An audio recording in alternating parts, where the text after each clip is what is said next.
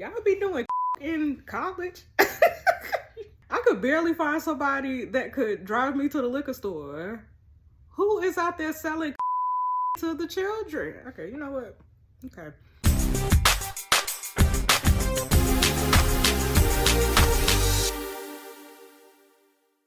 What's up, y'all? It's Jess. Welcome back to my channel. Today we are going to do another series of Unrd.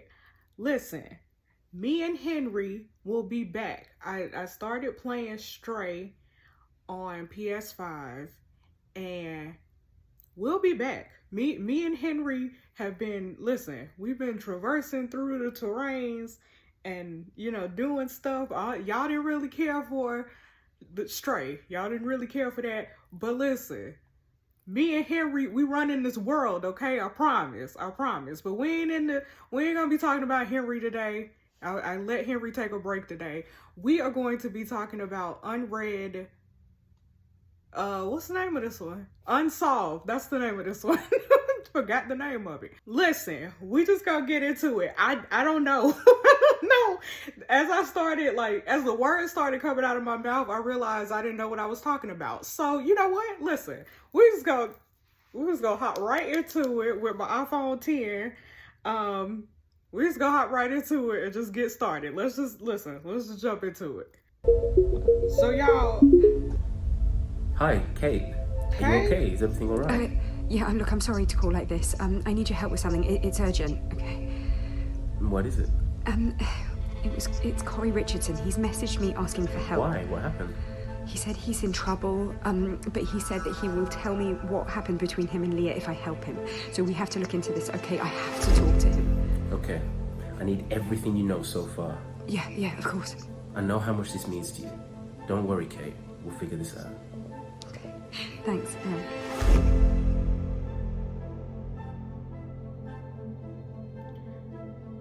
Okay, the cocaine poisonings. Okay, listen, y'all. So, y'all, before I preface anything, let me just say this.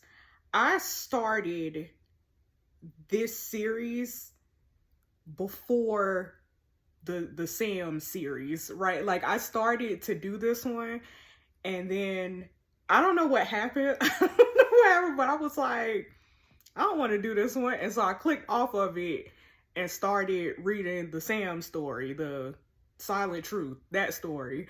So some things might be unlocked or something. I don't know how far I got into it, but I don't know that much about this story. Like, I only got maybe like a couple hours into the first day before I was like, I want to do the Sam story. And so I clicked off of it. So listen, I don't know, y'all. I was tripping that day, but listen, it's new to me. I promise it's new to me. I think some things might be a little clear to me, but some things might. I don't know. Well, let's just get started. Okay, so I have the phone of Kate.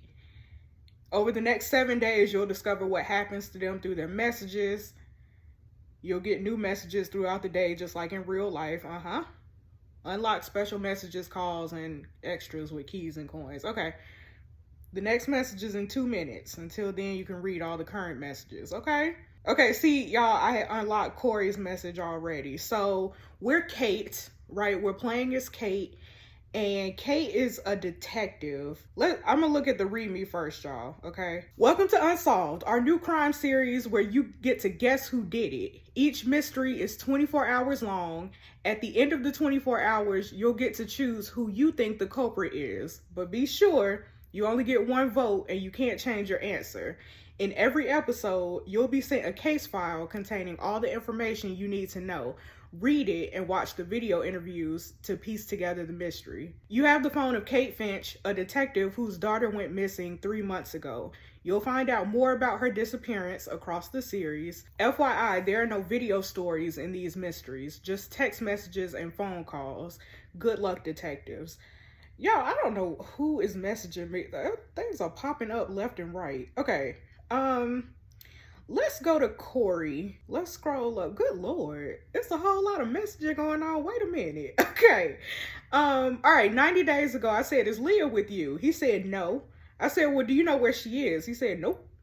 I said, she hasn't come home, and I got a strange voicemail from her earlier. We're a bit worried. What's going on? He said, I don't know. I haven't seen her since lunch. I said, look, we just want to know she's all right. She's not going to be in trouble. And Corey said, I don't know, girl. I said, okay, well, can you let me know if you hear from her as soon as? And he said, yep. All right. And then I assume she still ain't come home. Well, we know she ain't come home because the story is about my missing daughter, right?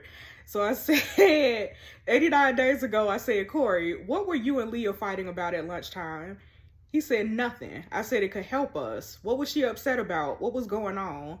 He said, it was just boyfriend, girlfriend stuff. Okay, so Corey is my daughter's boyfriend, my missing daughter's boyfriend. I said, she said you were being paranoid. What about? He said it was nothing. I said, Corey, you need to tell me this is serious. Why was she upset? And I put question marks. He didn't respond. And then the next day I said, Corey, if Leah said anything that could help us find her, you have to let us know. Why you not responding? He said, I already made my statement. I don't have to answer any more questions from you. I said, I know you know something. This is my daughter. You think I'm gonna just let this go, bro? Tell me what you were fighting about before she disappeared. Then he left me on red again. Then the next day, listen, you gonna answer me, Corey. I don't even know who you are. You gonna answer me. You gonna answer me. I said, you said in your statement you went straight home from school that day, but I seen the CCTV footage of you driving north towards the reservoir at 5 p.m. You lied to the police. He said, you can't prove that's me. I said, I can and I will. Do yourself a favor and tell me exactly where you were going. He said, I don't remember. Oh, I'm going to make you remember, Corey. I said, you're lying. And you're going to be pulled in again for questioning. Corey said, this is harassment, you know. You message me again, I'll sue you. Okay. And then today, so like 3 months later, today he said, so can you help me? I said, I found Eric and he's getting all the information together. You're going to be interviewed, though, about this. He said, I'm being arrested. I said, you're being questioned. But I swear to God, you better tell me everything you know if I help you with this. I need to find Leah. And he said, I will. I promise. I want to find her, too. Hey, Mrs. Finch, I know you hate me, but I need your help. I said, what do you mean? What do you want? And he said, I'm in trouble. Like bad trouble, and I don't know what to do. So let's click on this. Y'all, these messages are out of order. Because I read this before, and I know these are out of order. I don't know why they're out of order. Okay. 3 Whitford University students have died in what authorities believe to be accidental overdoses resulting from exposure to cocaine cut with high levels of a synthetic opioid called fentanyl. Oh, Lord. Emergency services were called to a Whitford University halls of residence when 19-year-old Samantha Ellen, 21-year-old Tom Bishop, and 20-year-old Chen Lu collapsed after consuming what they thought was cocaine. They were all pronounced dead at the scene after suffering from cardiac arrest. Y'all be doing coke in college? y'all did coke in college? I could barely find somebody that could drive me to the liquor store. Who is out there selling cocaine to the children? Okay, you know what? Okay. Mark Howell, the chancellor of Whitford University, said, I'm devastated that we have lost 3 of our brightest students, and my deepest sympathies are with the families of the deceased. As a result of this tragedy, the university is taking steps to raise awareness of the dangers of illegal drugs amongst students. The number of deaths in England and Wales due to the presence of fentanyl in street drugs has risen over 30% in the past year. Forms of the drug that was originally developed to treat cancer pain are often imported illegally from foreign laboratories and sold on the dark web. Whitford police have issued a warning to the general public and are working hard to discover how much of the cocaine cut with fentanyl is in circulation. Corey, is that his name? Corey sent that article to me, all right? He said, I know the guys behind this, the one that's lacing the fentanyl with cocaine. The ones that's lacing the cocaine with fentanyl. He said, I was selling weed for them for a few weeks back, but now they want me to push this coke. But it's dirty, dangerous. I tried to say no to them, but they just told me they know where I live, where my mom works. I know what that means. He know where my mama stay, your mama stay. I said, I need to know the names of everyone involved. He said, please, they'll kill me if they find out I've gone to the police. You have to promise you'll keep it a secret. I said, boy, I ain't promising nothing. You want my help? You tell me who they are. He said, I think Emra and Jax are the ones who run it. A guy called Mike introduced me to them. He sells for them as well. I said, full names? He said, I don't know. They're not going around telling people, are they? All I know is Mike's last name is Johnson. I met him at a party. The other ones, I don't know. I said, okay. He said, thing is, I can't sit on this coat now that I've got it. They'll come after me if I don't move it. I said, how long have you been dealing for them? He said, it's only been a bit of weed every now and then, but these guys don't mess around. I said, how long, Corey? Right, he didn't answer the question. He said, about 3 months. I said, and what makes you so sure they're behind the fentanyl deaths? He said, I saw it last week. The bag stashed in an old caravan where I go to meet them to pick up. And they probably know I've seen it. I said, okay, thanks for the info, Corey. It should be useful to us. He done snitched on the whole crew, y'all. Corey done snitched on the whole crew. But I mean, listen. He said, so what's the plan? I said, Corey, if I'm going to help you with this, I need you to tell me exactly what happened between you and Leah the day she disappeared. He said, Jesus, I don't know anything. I said, bro, you a bald-headed lie. I seen the CCTV footage of you driving north towards the reservoir at 5 p.m. He said, that's where the drop-off is. The caravan's on the edge of the woods. I still don't know anything about where Leah is. I said, okay, Corey, you won't help me protect my family, then why should I protect you? Right. He said, please, you have to help me. I don't know what they'll do. I said, then tell the truth, bro. I want to know exactly what you were fighting about and when you really last saw her. He said, how do I know you'll keep your word? I said, I could have these guys brought in for questioning tomorrow. If you tell me what you know, then they'll never find out how we got them. If you don't tell me, there's nothing stopping it coming up that it was you who came to us. He said, okay. Once you got these guys in custody, I'll tell you everything. Okay, this is Danielle. 89 days ago, I said, Leah still hasn't come home yet. We're really worried. Would you mind if Eric took over interviews today? Danielle said, hi, Kate. No, of course not. I said, nobody's seen her, Danielle, and we can't find her anywhere. She said, okay, try not to panic. Teenagers usually turn up after a day or so of misbehaving. But you did the right thing letting me know yesterday, and the team will get things moving now. I said, okay, I need to come in briefly to get Eric up to speed. Okay. And she said, okay, let's talk then. Then I messaged her 87 days ago. I said, Corey Richardson lied. She said, I know, we're bringing him in now. I said, okay, how's it going? She said, we don't have enough evidence to hold him. I said, that can't be possible. He was the last person to see her the day of. He lied about the whereabouts and drove out to the reservoir. Could it be any more suspect? She said, there's not a trace of DNA in his car. We couldn't find anything suspicious out at the reservoir or any sign Corey had been there. I said, he's the only person who could be behind this. She said, look, I know, but we got nothing on him, Kate. I said, so get something there, girl. She said, we're getting a warrant to search his place now. I said, good. Then I said, what you find? Right, keep me updated. She said, Kate, I was going to call you. We couldn't find anything, not even an ounce of weed to hold him with. The only sign of Leah was photo booth pictures of the two of them he kept. We're going to keep an eye on him, but there's nothing else I can do till we have something solid. I'm sorry. Okay, then 75 days ago, she said, hi, Kate, I tried calling, but I couldn't get through. It's not good news. It's been 15 days since Leah disappeared, and we haven't been able to obtain any new information we can move forward with. Still, all we know is that she was last seen at lunch in the school corridor having an argument with Corey. She left you a voicemail, then failed to show up to her afternoon classes. Nobody's seen her since, and as far as we know, she didn't mention leaving or running away to anyone. I know you're convinced Corey's behind it, but I'm not so sure. He lied about his whereabouts and was seen driving out towards the reservoir, but that's it. We couldn't find any evidence in his car or in his home that incriminates him. It's so frustrating, but I just haven't got anything else to go on. Never in my career had a case like this where someone just vanished without a trace. I'll keep on asking witnesses, and the case is by no means closed.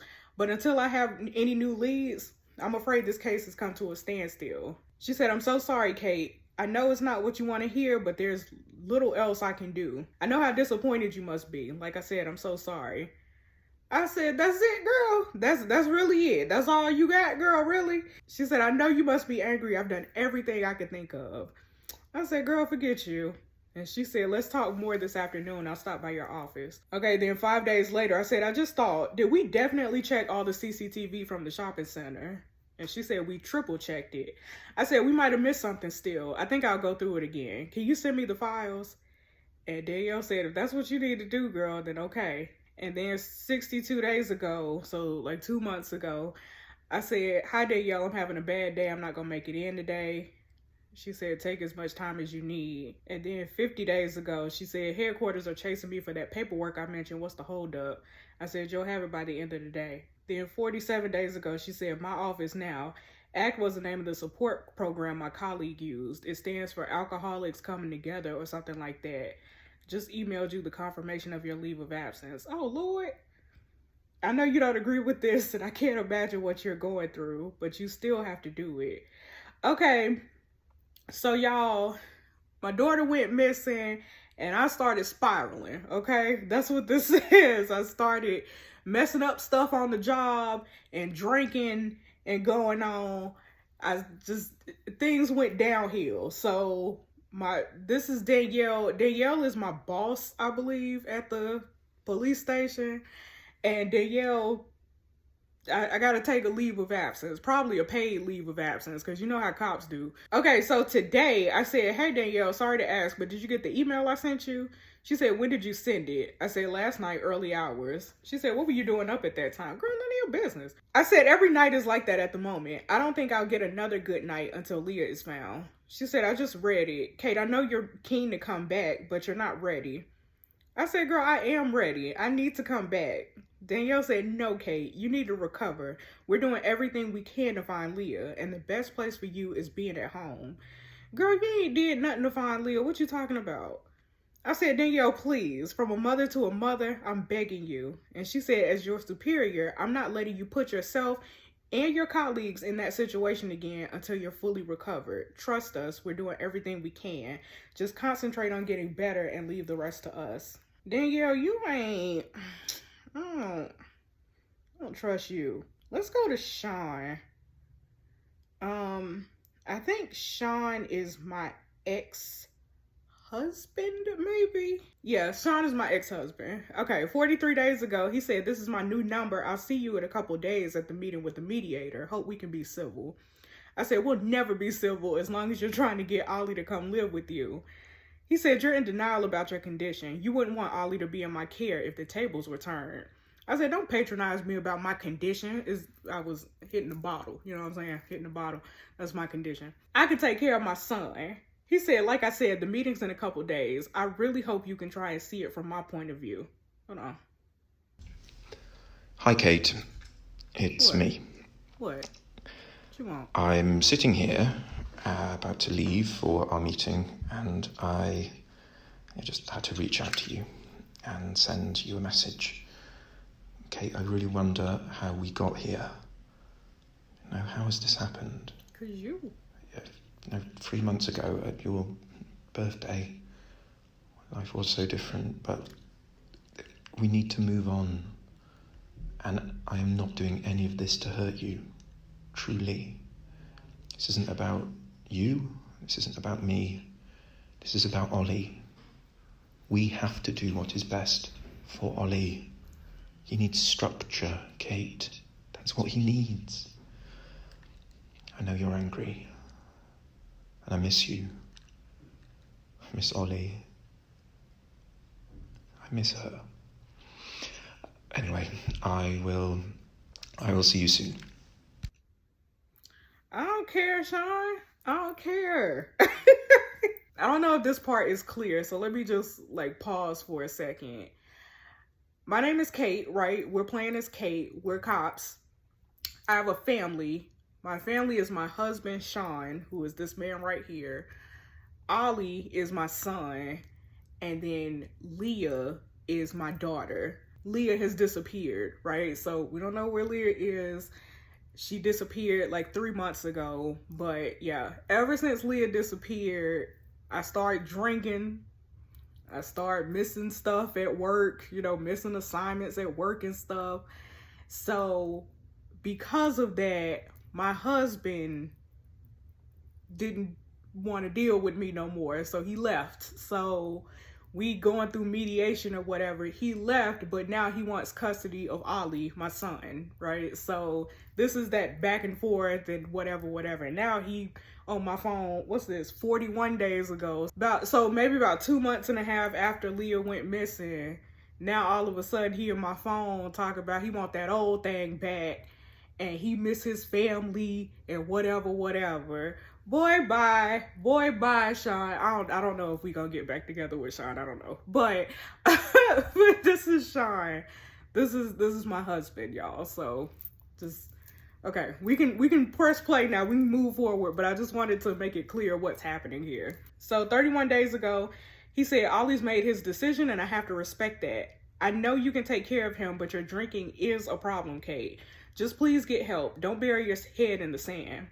I said, look, you were right. The drinking did get out of hand, but I'm getting it under control now, and Ollie knows that too.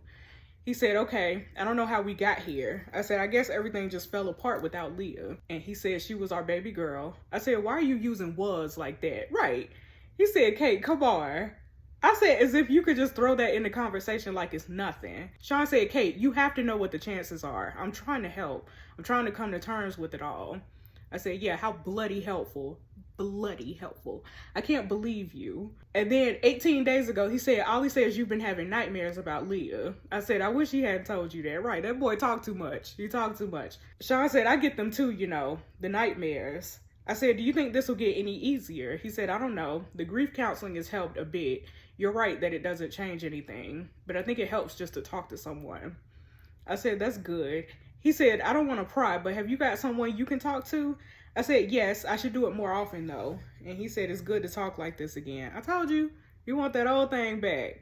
Okay, 17 days ago, I said, FYI, Ollie's got his marks coming up. And Sean said, I know he does, Kate. I stayed on top of everything. What? Sean, don't make me cuss you out, bro. Don't make me cuss you out.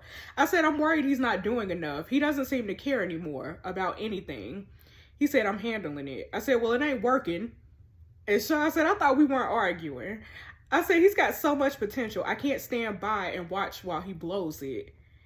And Sean said, I don't think it's that drastic. I said, he's at a crossroads. If we don't do something quickly, he's going to take the wrong turn, and it'll be a long way back. If he doesn't get out of here and into a good uni, I can see him drowning under all this, like we are. Sean said, you think you're drowning? I said, don't you? He said, what do you want to do then? I said, how do you feel about getting him a tutor? Could help him refocus and get back on track. It might help having someone else try to motivate him. I'm running out of ideas. He said, if it'll make you happy, then let's do it. I said, it's not about making me happy. It's about doing what's right for Ollie. And Sean said, all right, girl, go for it. I said, I'm just not sure how he'll react to it. And Sean said, why don't I tell him? He seems to respond better to me. I said, I'm not trying to fight with you, Sean, but you make it difficult. And Sean said, what? Let's tell him together then, girl. I said, fine. And he said, when you drop him round mine this week? I said, fine. Then 15 days ago, he said, are you still dropping Ollie off tomorrow? I said, yeah, I haven't forgot it's your weekend, bro. He said, well, would you like to join us for dinner? I think it'd be nice for Ollie. I said, oh, Ollie's willing to give up his evening for us? He said, I reckon I can strike a deal. And I said, well, if Ollie's in, I'm in. Then Sean said, I know I'm probably not allowed to say this, but I miss you. Are you there? I said, I'm biting my tongue. He said, why? I said, because you don't get to say that to me anymore. Right, you left me, bro. He said, it's just the way I feel. I said, well, I feel like you only miss me now that I seem all together again. But you weren't there when I needed you the most, when things got ugly and real. That's right, Kate. He said, look, I was just trying to be nice, okay? I'm not looking for a fight. I said, maybe dinner tomorrow isn't such a good idea. And he said, just come for Ollie. And I said, fine, I'll come for Ollie. Okay, then the next day, he said, you could have made the effort to sit through a dinner without checking your phone. I said, Ollie was on his phone too, and I was there for him, right? He said, right, of course. I forgot I was dealing with 2 teenagers, not 1. Don't get slapped, Sean. Don't get slapped. Then 8 days ago, Sean said, Ollie tells me he's doing well with his tutor. I said, yeah, she showed him around her uni, which he seemed excited about. Seems like he's trying to get his spark back.